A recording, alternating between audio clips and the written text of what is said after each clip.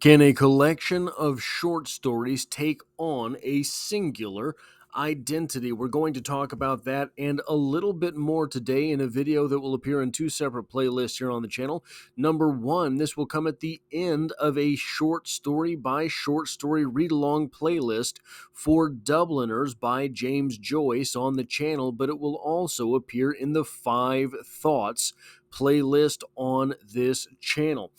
Now, what we are here to discuss is obviously Dubliners by James Joyce, the collection of short stories. Welcome to Strip Cover Lit, where we squeeze the bigger picture out of literature. I'm Adrian Ford, and we are here for this video, which is kind of a new format that I'm toying with on the channel, but we're going to walk through 5 thoughts on the collection of short stories known as Dubliners. Number one is this. This is the non-novel novel.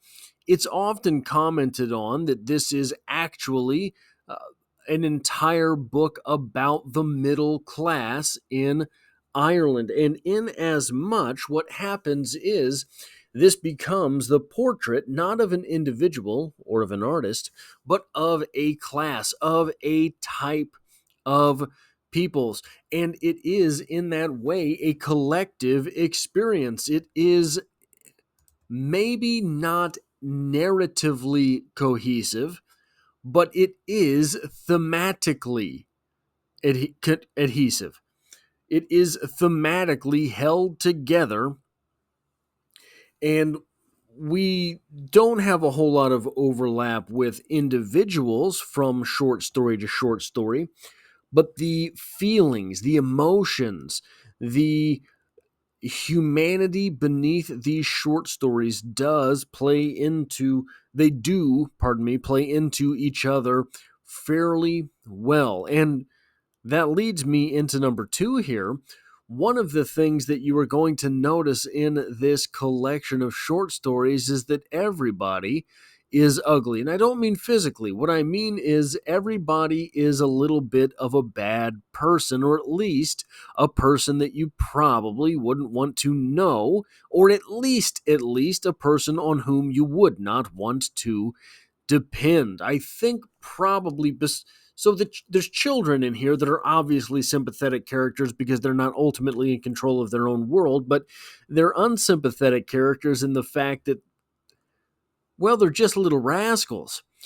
However, the closest thing that we get, in my estimation, to a sympathetic character, and maybe I'm missing one or two, but a sympathetic character in that we are rooting for this individual through the entirety, in my um, nearly the entirety, maybe, of the short story, is Eveline, who is in a short story where she's getting ready to abandon her father for a sailor that she may or may not particularly know, and ends up abandoning her future, perhaps as well as both of those individuals.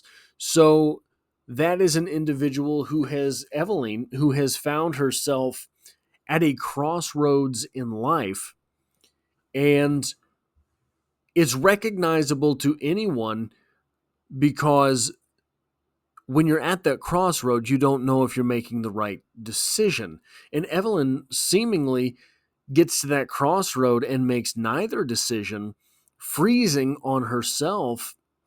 And that is an extreme situation, but I don't know if ultimately it makes her sympathetic, because I think when you read that story, part of the magic behind it is you're automatically angry with her at the end. No matter what you think the right decision was, you're pretty sure she made the wrong one. So the third thought that I have about Dubliners as a collection: many of these stories have a sense of hopeless optimism or optimistic hopelessness. After the race, for example, there's a group of guys in that short story that we have to learn and understand very quickly or you're lost a little bit for the first few pages, and you're going to be lost a little bit for the first few pages. But they have a vigor to them. They have an energy. They have a zest to them, but they don't seem to have any real direction in which to point that zest. So they meander about. They're optimistic. They're happy-ish, but there's no real hope for a better tomorrow at the end of that story. There's no real idea that these characters are going to end up in a better position than they find themselves right now. We just have the optimism. In Eveline, that we just talked about, she knows that better exists and that better might exist for her. But when the moment comes to be hopeful, to say, I am going to take this step and start the next journey in my life, she simply freezes. She cannot go through with it, perhaps feeling, perhaps knowing in her opinion, that she's not worth that better type of future. That is a hopelessness at the bottom of her existence. It is an optimistic idea that she knows better exists, better is out there, better is real, but it is a hopelessness in saying, in conceding perhaps, that that is not there for her. The number 4 idea I have here is that if the main character, as is often commented, the main character is really the Irish middle class, then the supporting characters are sadness and anger.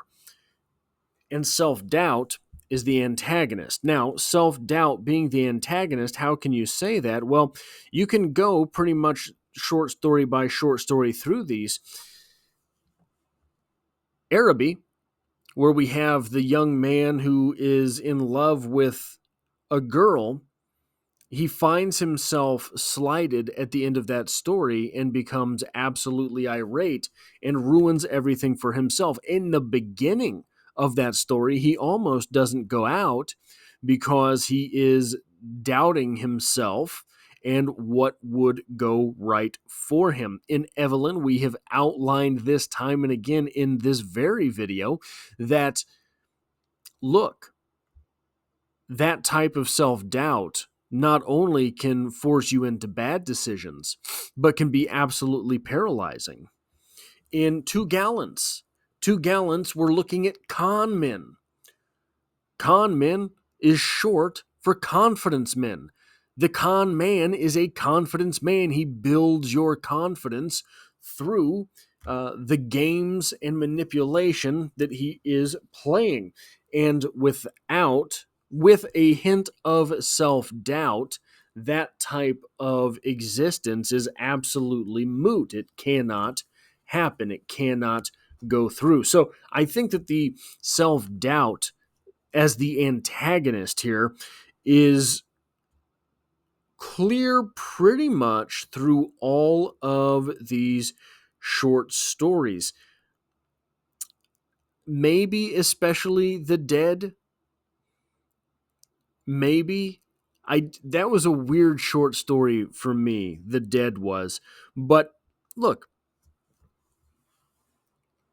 if you're going to have an unconventional novel, in that it is a novel of short stories, unconnected by story itself, the antagonist to be a pretty standard antagonist through all of those stories. That's a neat trick.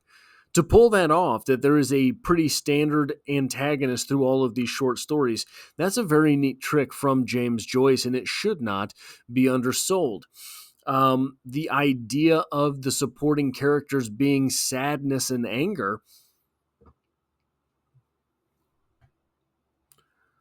these are the tools that any of these characters, to the best of my recollection, really garner for themselves. They really cloak themselves in anger. They really cloak themselves in sadness in order to move their stories along. Maybe not after the race, but I think that there is, if you were willing to read into that short story things which maybe do not happen on the page, there is room for the interpretation that maybe not all of those guys, quote unquote, belong where they have found themselves, and in as much a, they would have a chip on the shoulder. A chip on the shoulder is, for lack of better terms, weaponized anger. And the number 5 thought that I have on this collection of short stories is this: this is a tour de force. Yes, after the race is confusing the first time you read it. Yeah, the dead is too long. Sure, Ivy Day in the committee room is slow and sort of a nothing burger. It was a nothing burger for me, sort of, right? I wasn't too invested in that one, but look, I remember them. There is something human in every one of these short stories, even if it is just that element of self doubt. That element, whatever element that is that you want to read into this short story, is shaken up with realistic characters. We have only realistic characters through the entirety of this collection, and that is impressive. And then we have to sprinkle some disappointment on top of the whole shebang, and all of a sudden we have a short story from Dubliners by James Joyce. This works as a collection of short stories, not just, is it 15 short stories, I believe? Not just short stories put into the same binding. Oh, I can't see the number of short stories. It doesn't matter. Just because there is a spine at the back of and a cover wrapped around a bunch of short stories does not mean that they are a collection. This, however, is a collection. It's a collection not quite in this. So if you were to take the canon of William Faulkner and all of his novels that happen in Yoctopanofa, County. I'm not looking at the word, I can never remember it, but mostly I can pronounce it when I am looking at the word. It's the same type of thing as that. Yoknapatawpha. Yokpawtanafa? Anyway, doesn't matter. It's a fake place. William Faulkner writes a fake place and populates that place with a whole lot of different characters. We have something different here from James Joyce. James Joyce is setting this in a very real place. James Joyce is setting this with basically, so yeah, all of Faulkner's characters are basically people that he knew as well. All of Hemingway's characters, people that he knew as well. In fact, got into a little bit of hatred for putting people pretty blatantly in his short stories. But the way that James Joyce does this, the way that James Joyce makes this place real, is a little bit different. And I don't know that I can put my finger on it. It's a little bit different in that all of these characters. So he's also writing characters that are very much alone together in the same way that the short stories are collected but individual. So many of the characters Araby's an obvious choice, Evelyn that we've talked about several times. So many of the characters that are front and center in these short stories are isolated in their own ways. They might exist with other characters, but really, they're just bouncing off of other characters. And the way that this all comes together and creates an absolute, it's not really a through line, but an absolute sense of opening this book and knowing you're back in Dubliners. You're back there. You're in that book. It's not a book, it's a collection of short stories, but you're in that book. It's pretty impressive. It's really impressive. And that's all I have to say for this video. If you like or appreciate what I do here, hitting the like button really does help me out, as it tells YouTube to share this video with other literature lovers. If you find yourself here by chance but not design, consider hitting the subscribe button in order to stick around for more literary discussions in the future. And as always, I hope to have you back for the next one.